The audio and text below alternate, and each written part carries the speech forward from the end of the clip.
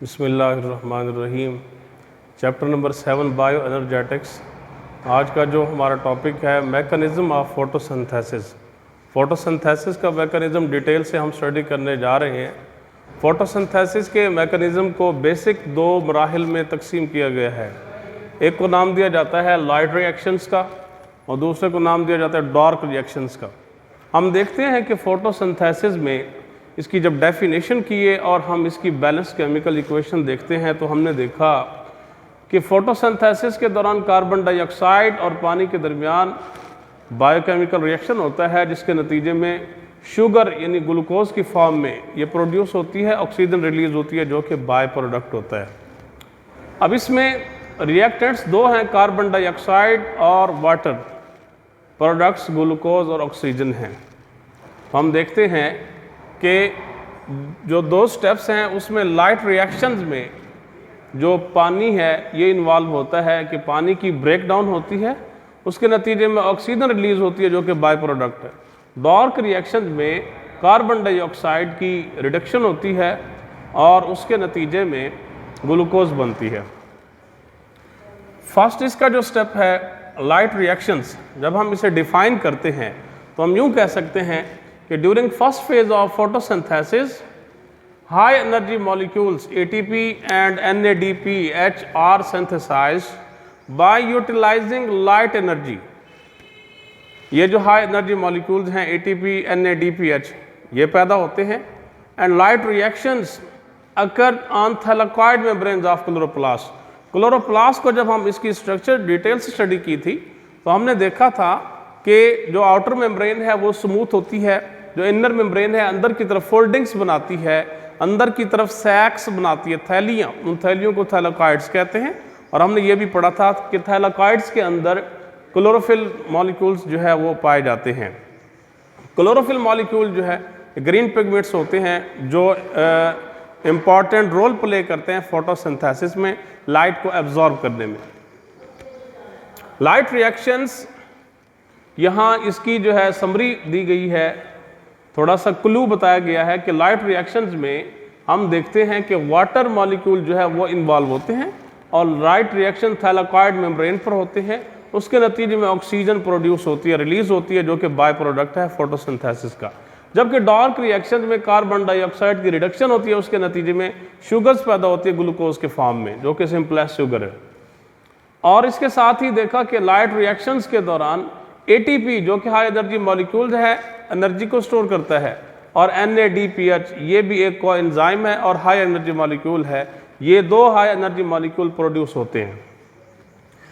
Light reactions की जो summary है, जो इवेंट्स हैं वो हम डिटेल से स्टडी करते हैं। जी स्कीम इसे नाम दिया जाता है क्योंकि जो मुकम्मल मराहिल हैं, जो सीरीज़ है लाइट रिएक्शंस की, वो उसका जो फ्लो चार्ट बनता है वो जी की शक्ल में होता है, इसलिए इसे लाइट रिएक्शन के जो इवेंट्स हैं उन्हें जी स्कीम का नाम दिया जाता है।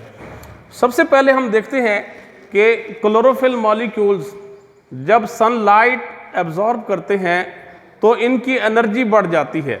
जब इनकी एनर्जी बढ़ती है तो इनके इलेक्ट्रॉन्स खारिज होते हैं और ये जो इलेक्ट्रॉन्स हैं ये इलेक्ट्रॉन ट्रांसपोर्ट चेन के ज़रिए सफ़र करते हैं, पास होते हैं, गुजरते हैं इलेक्ट्रॉन ट्रांसपोर्ट चेन पर से। इसका जो दूसरा इवेंट है, दूसरा जो मरहला है, उसमें हमने देखा कि जैसे ही ये इलेक्ट्रॉन ट्रांसपोर्ट चेन पर से गुजरते हैं तो इलेक्ट्रॉन की जो मूवमेंट होती है वो एनर्जी प्रोड्यूस करती है, एनर्जी रिलीज करती है। इन इलेक्ट्रॉन्स की मूवमेंट के नतीजे में ATP की शक्ल में एनर्जी खारिज होती है। जो एनर्जी खारिज होती है उसे ATP की शक्ल में स्टोर किया जाता है। इसी तरह इसका थर्ड इवेंट है फोटोलाइसिस, कि जैसे ही लाइट एनर्जी क्लोरोफिल के मॉलिक्यूल पे पड़ती है, फोटो का मतलब होता है light, lysis mean break down, sunlight की वजह से टूटना। जैसे ही sunlight energy chlorophyll molecule absorb करता है तो उसके नतीजे में पानी का एक मॉलिक्यूल टूटता है। पानी का एक मॉलिक्यूल जब टूटता है तो उसके नतीजे में लाइट एनर्जी एब्जॉर्ब करने के नतीजे में ऑक्सीजन रिलीज होती है जो कि मोनोटॉमिक फॉर्म में होती है, उसके साथ ही हाइड्रोजन अलग हो जाती है। पानी से हासिल होने वाले ये हाइड्रोजन मॉलिक्यूल अपने इलेक्ट्रॉन्स खारिज करने के बाद हाइड्रोजन आयंस में तब्दील हो जाता है। एक हाइड्रोजन मॉलिक्यूल 2 हाइड्रोजन आयन बनाता है, 2 इलेक्ट्रॉन्स खारिज होते हैं जो कि इलेक्ट्रॉन ट्रांसपोर्ट चेन पर से गुजरते हैं। फाइनल जो इसका इवेंट है उसमें हम देखते हैं कि ये जो इलेक्ट्रॉन्स हैं, जो इलेक्ट्रॉन ट्रांसपोर्ट चेन पर से गुजर रहे हैं, पानी के ये इलेक्ट्रॉन्स जो हाइड्रोजन से हासिल हुई हैं, ये इलेक्ट्रॉन्स और वो हाइड्रोजन आयन जो पानी से हासिल हुआ है, ये आपस में मिलते हैं, NADP पॉजिटिव को रिड्यूस करके NADPH में तब्दील कर देते हैं। इसमें हम यूँ देखते हैं कि अगर सपोज करें एक इक्वेशन कि NADP पॉजिटिव एक इलेक्ट्रॉन डेफिसिट है, उसके साथ ही हाइड्रोजन आयन जो इलेक्ट्रॉन डेफिसिट है 2 इलेक्ट्रॉन हासिल करते हैं, ये दोनों पॉजिटिव आयन, और उसके नतीजे में NADPH जो कि एक न्यूट्रल कंपाउंड है, हाई एनर्जी मॉलिक्यूल है, ये हमें हासिल होता है। ये इसका फाइनल इवेंट है। फोटोसिंथेसिस का जो मैकेनिज्म है इसे 2 बेसिक स्टेप्स के अंदर तकसीम किया गया है, लाइट रिएक्शंस और डार्क रिएक्शंस। लाइट रिएक्शंस जो कि फर्स्ट स्टेप है, इसमें हम देखते हैं कि फोटोसिंथेसिस के पहले मरहले के दौरान हाई एनर्जी मॉलिक्यूल ATP और NADPH हासिल होते हैं। ये कहाँ से हासिल होते हैं? ये सनलाइट को एब्जॉर्ब करता है जब क्लोरोफिल मॉलिक्यूल, तो उसके नतीजे में ये हाई एनर्जी मॉलिक्यूल प्रोड्यूस होते हैं, सिंथेसाइज होते हैं।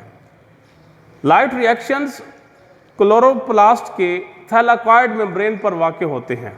थैलाकॉइड मेम्ब्रेन हमने स्टडी किया था कि क्लोरोप्लास्ट की जो आउटर मेम्ब्रेन है वो स्मूथ होती है, इनर मेम्ब्रेन अंदर की तरफ मुड़कर थैलियाँ बनाती हैं, उन थैलियों को थैलाकॉइड्स कहते हैं। उन थैलाकॉइड्स के अंदर क्लोरोफिल मॉलिक्यूल मौजूद होते हैं। तो ये जो लाइट रिएक्शंस हैं ये थैलाकॉइड मेम्ब्रेन पर होते हैं और सनलाइट की मौजूदगी में सनलाइट को एब्जॉर्ब करने के नतीजे में वाक़ होते हैं।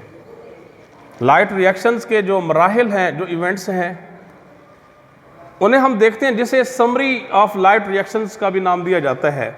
हम देखते हैं कि जितने भी इवेंट्स हैं, जितने भी मराहिल हैं लाइट रिएक्शंस के, उन सब को जी की शक्ल में एक फ्लो चार्ट की सूरत में इसे जाहिर किया जा सकता है, इसलिए तमाम इवेंट्स को जी स्कीम का नाम दिया जाता है।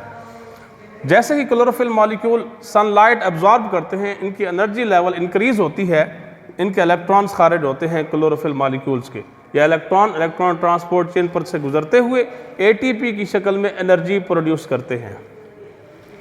उसके नतीजे में जैसे ही सनलाइट एनर्जी एब्जॉर्ब करता है, क्लोरोफिल मॉलिक्यूल एक वाटर मॉलिक्यूल की ब्रेक डाउन होती है। इसे फोटोलाइसिस का नाम दिया जाता है। Photo mean light, lysis mean break down. Sunlight की वजह से ब्रेक डाउन होती है। पानी का एक मॉलिक्यूल मोनोएटॉमिक शक्ल में ऑक्सीजन को खारिज करता है और साथ ही हाइड्रोजन हासिल होती है। ये हाइड्रोजन अपने इलेक्ट्रॉन क्लोरोफिल को देकर, जो कि इलेक्ट्रॉन ट्रांसपोर्ट चेन पर से गुजर जाते हैं, हाइड्रोजन आयन में तब्दील हो जाती है। फाइनल जो इसका स्टेप है लाइट रिएक्शंस का, उसमें NADP पॉजिटिव जो कि कोएंजाइम है, एक इलेक्ट्रॉन डेफिसिट है, पॉजिटिव आयन है ये, और उसके साथ ही पानी का जो हाइड्रोजन है, पानी के एक मॉलिक्यूल ने जो हाइड्रोजन आयन खारिज किया था, ये हाइड्रोजन आयन NADP पॉजिटिव, ये दोनों जो कि इलेक्ट्रॉन डेफिसिट है, 2 इलेक्ट्रॉन जो पानी का एक मॉलिक्यूल रिलीज करता है, ये 2 इलेक्ट्रॉन्स इन दोनों को न्यूट्रल करके एक हाई एनर्जी कंपाउंड पैदा करता है NADPH। लिहाजा at the end of the light reactions NADP positive ion is reduced to NADPH, that is a high energy compounds। हमारा जो नेक्स्ट लेक्चर है वो होगा डार्क रिएक्शंस, जिसे केल्विन साइकिल का भी नाम दिया जाता है।